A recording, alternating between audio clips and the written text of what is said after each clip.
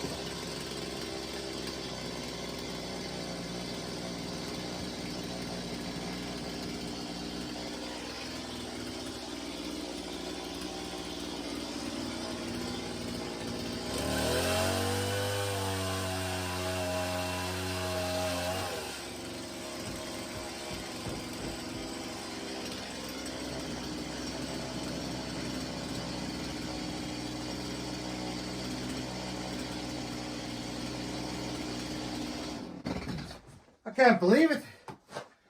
That actually worked. I decided to change from my original idea of this floor joist in the center. Then I was going to put some sort of block and peg it or spike it along this each wall, each length of the wall here, to support the floorboards so that they wouldn't wobble. But then I figured everything's sort of dependent on whether those spikes stay into place and, you know, wood shrinks and who knows what kind of other issues. So I decided instead to go with a proven design and put them into place instead.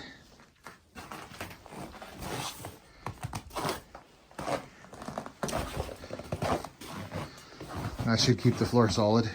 Now that all the floor joists are in place, I'm laying the planks down, and to make sure that each plank meets up properly, I notch it according to the depth of the height of the one next to it so that they'll all be somewhat uniform.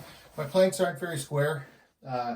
Nothing's level. There's not a straight line in this thing. So here we go.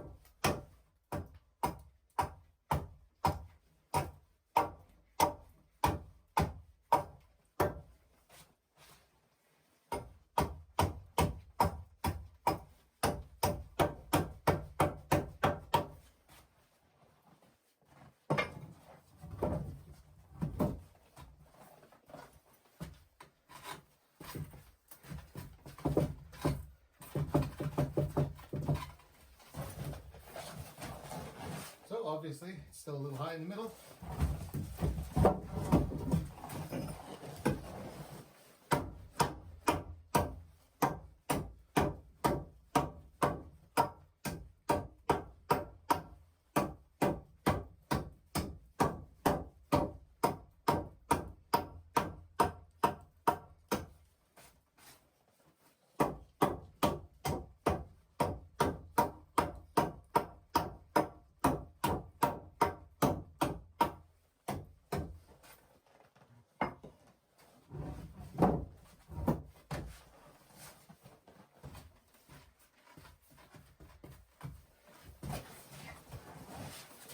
Ta-da!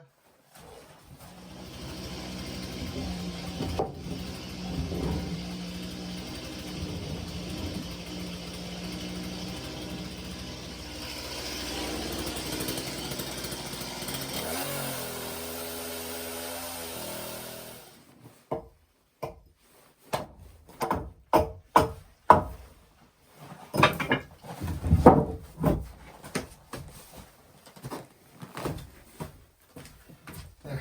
Muy bien.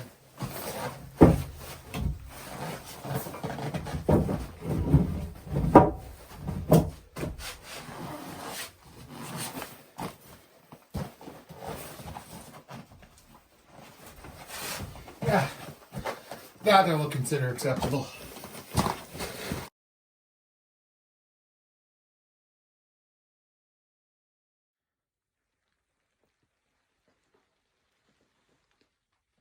At the end of today, as you can see, it's dark out and I'm wearing sunglasses, and it's not because I think I'm cool.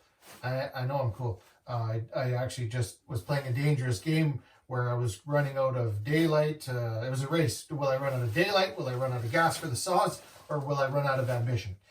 And it turned out that I ran out of flooring because I managed to finish it today. So that was pretty fortunate.